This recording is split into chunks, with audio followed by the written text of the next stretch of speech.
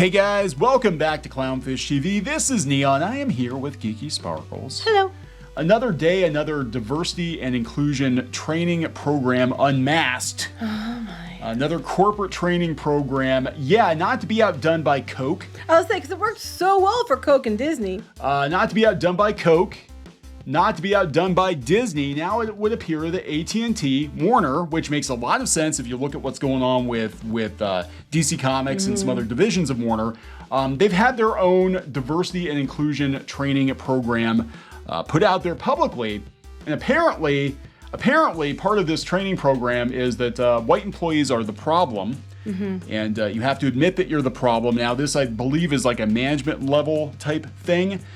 But it's very interesting to see companies do things like this. Meanwhile, you've got CBS announcing a new studio for BIPOC stories with 2 white people running. I know, I saw that. I was like, what? You know, it's like, look, if you're gonna commit to it, right? If you're gonna commit to it, just go all in. I was like, I about fell out of my chair. I'm like, wait a second.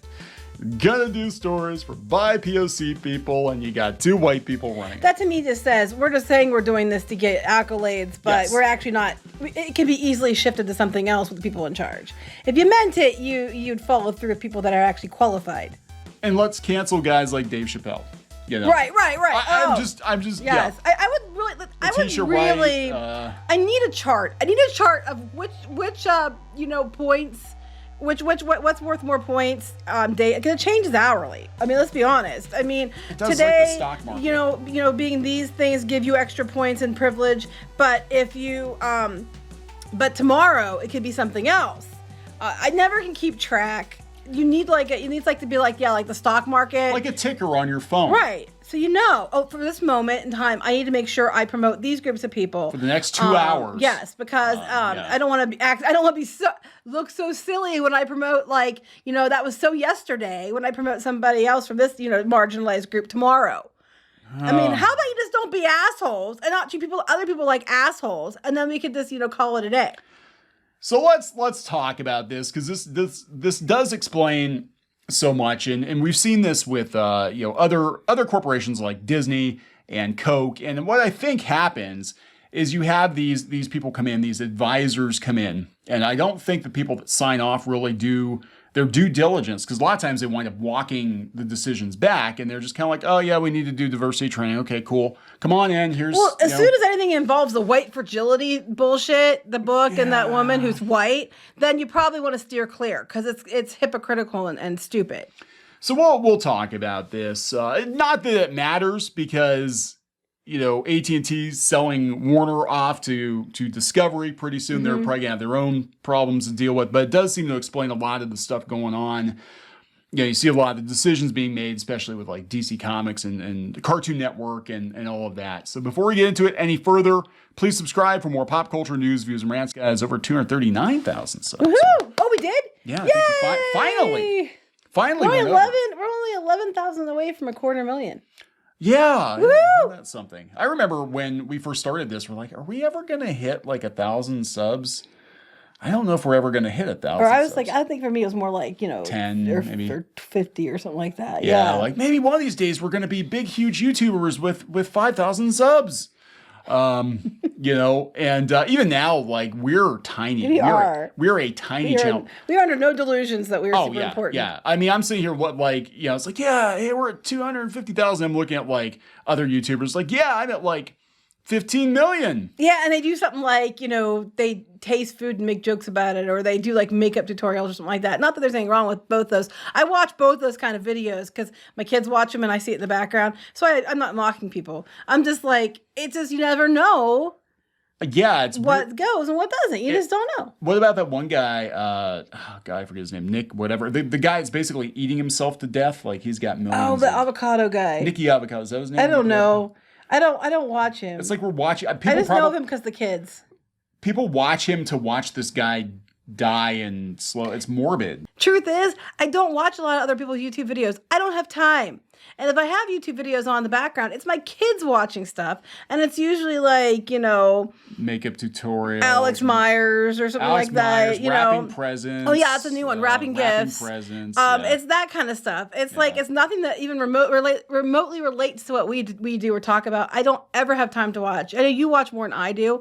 I don't. I listen to like podcast style YouTubers. Anyway. AT&T critical race theory training says white employees the problem. According to report, this is coming from New York Post, right? This is like another one of these programs. Again, we've talked about Coca-Cola's, you know, be less white, you know, and we talked about Disney's, Reimagine Tomorrow, which disappeared for a while after they got a lot of backlash. And then it came back as like this actually inclusive thing. It wasn't like, you know, what the program they were trying to tell people to take. The one where they gave people a quiz and to rate your privilege. Yeah. And really like they want, you look at this as like, if we're trying to determine what our customers are going to be with Disney, they're like, yeah, the most privileged people, those are the people we want to get into the theme parks. Those are the ones you cater to. Yeah, but then you tell your employees to check their privilege. Yeah, right. Okay, so it starts with AT&T offers employees training that calls racism a uniquely white trait. And, you know, I'm tired of hearing that because there's a lot of groups of people that are racist against other groups of people. I mean, everybody wants to point out about like the minimization of black characters in movies and to China and characters that like, you know, are maybe gay or whatever in China. There's a lot of isms and phobes that are between other cultures that aren't just white people that are doing it. Plus, you can be racist against white people. This whole idea that only white people are racist is absolutely stupid. And then we're under no delusions that racism doesn't exist because we know it does. We're not saying that it doesn't. It is a problem. It is a problem that has been magnified significantly in the last, since last couple elections. Yeah, there does seem to be a correlation between. But it is a problem for amongst many groups of people, not just white people. And this whole idea that no one can be racist of white people is stupid, and your premise is inherently flawed. And it's always America too. I love it how Americans think that their politics are global. Like every country thinks the same way. Right. But yeah, they're going to talk about racism and being myopic and all that stuff. You know, come on. They said it's a uniquely white trait, tells white employees they're the problem, according to a report based on leaked documents. Now, what's interesting about this is this comes out a couple of weeks after this. Now, this was kind of a big brouhaha in the media. It's Reuters. Can we say more? Yeah. So they're like, oh my God, AT&T has a connection to One America News. I'm like, I never even heard of One America News until today. It's a thing. I don't even know what it is. It's I guess it's like Fox Plus. Oh, see, I don't even pay attention. Like I don't even pay attention to Fox News half the time. There's this and there's Newsmax, I think is the other one. It's like right wing. I have trouble because I try to find sites that I think are being fair, and it's really, really hard to find those. Yeah, I mean both sides. Right, both. I mean, I think CNN's full of shit. I think sometimes Fox is full of shit. I never even heard of this place. But go ahead. Articles like this popped up 2 weeks ago. AT&T and OAN, not so strange bedfellows. Why?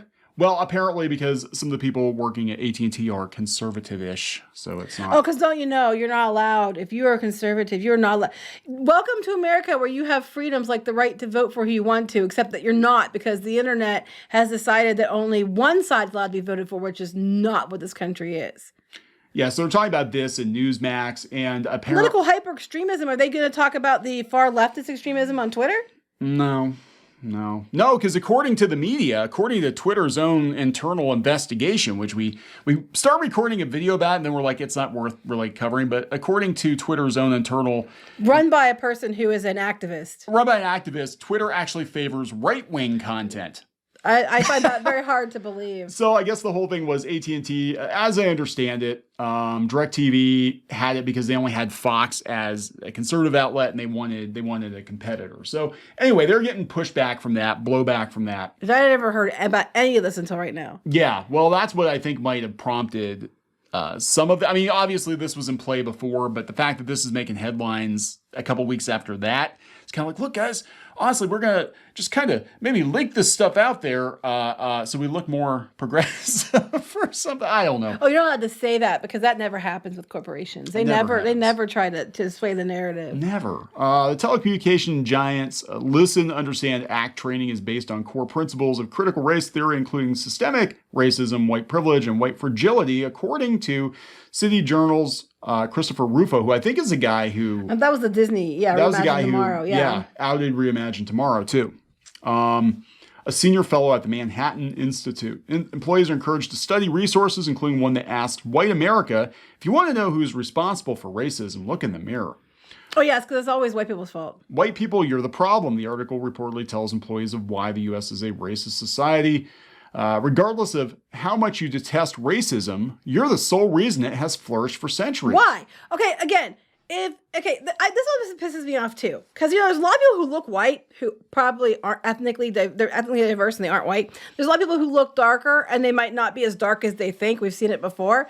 This whole "you're the reason it's flourished for centuries" is a load of shit, because just because somebody that 100 years ago did something doesn't mean that people today did the same thing. I'm tired of this whole bullshit. Like, you never can have. Okay, let's talk about the fact. Where did the slavery thing come from? Oh, I don't know, because people were capturing each other and selling them into slavery. How come that never gets brought up? I'm like, if you want to keep going back to this whole bullshit narrative, then, your fingers are pointing back at everyone. If you're trying to blame it on history, I'm sure you have relatives in your past that might have did something shitty. So I guess that if they did something shitty in the past, it is all your fault today. That's how this So works. guess what? You're all guilty of everything. Black people can't be racist, according to the report. That's bullshit. And I, you know what? I know there's a lot of black people who follow our channel who agree with me. Employees are encouraged to participate in a 21-day racial equity habit challenge. I love this. Don't look at race. Don't judge people by race, right? You're not supposed to judge people by race, but they make everything based on race. Meanwhile, in other parts of Hollywood, yes, CBS is how progressive of them. This is so typical. Employees should do one action per day for 21 days to further their understanding of power, privilege, supremacy, oppression, and equity. John Stankey, remember Mr. Stankey? AT&T CEO launched the program last year, telling staff they have an obligation to engage on this issue of racial injustice. It is weird that this was launched last year. We haven't heard anything about it. And 2 weeks after they get blowback for OAN Network. Mm-hmm. Now it's something all of a sudden, look what we've been doing. Look what we've been doing, guys. Look what we've been doing. Don't jeopardize that service. Yeah, don't jeopardize that discovery deal. So when they have it to the managers, do all the managers have to take it, or only if you're white? Because if that's the case, it's racism. I'm tired of hearing this shit. I'm just tired of it. You keep going on about these companies and the internet, and all they do is talk about it constantly, because they're painting everything through the lens of racism and then yelling about how everybody's racist. Rufo said he got the documents from a senior employee who told him that AT&T managers are now assessed annually on diversity issues. How are you going to assess that? I don't know. This kind of reminds me of... Do you automatically get points if you're not white? I don't know. I was like, okay, Joe, you've been here a long time. You're a middle-aged white dude, and, you need to fall on your sword, because we've got somebody else, frankly, that should be in this position. We got sunshine outside. Sunshine's outside the door waiting. So if you could just go ahead and clean your desk out voluntarily. We don't want to fire you because we don't want to be the bad guys. You should feel guilty enough to just quit your job. But don't you know, us basing this on your race is not racism. It has nothing to do with your race, except we've got everything to do with your race. Too many white dudes here. I honestly am for diversity. I think that there needs to be more diversity. I really do believe that, because I don't think there's enough sometimes in companies, and that's true. That is true. I'm not going to say it's not true. Yeah, that's true. But what makes me angry is this should have been the whole time people were rewarded for their actual, work ethic, or what they've done and things like that. And if you're all worried about people thinking you only got a job because you slept with somebody, or because you're this race, or because you're this gender, or whatever, then maybe been judging people fairly this whole time, it wouldn't be a problem now. The big issue here with this kind of thing too. When you mandate this sort of thing, I mean, you can see other It's going to mandates. create hatred that wasn't there before. You're going to create more backlash by forcing people into doing something they don't want to do. And it's going to create more resentment, because whereas people might have been willing to listen before, like, hey, could you listen to my point of view? Yeah. Let's have a conversation, sit down, listen. But when you start out with, you're a bigot, you're the problem, you're the racist, and you got to go through this mandatory training, it's going to create more resentment. Like, oh, okay. Well, go have any discussion with any person on anything. Maybe on French fries, for pity's sakes. And you start out with, well, I know you're a fat, white, bigoted asshole, but, hear me out on my French fries, from this place, I think are better than yours. No one's going to listen to that. They're too busy listening to, well, you just called me a white, fat, bigoted asshole.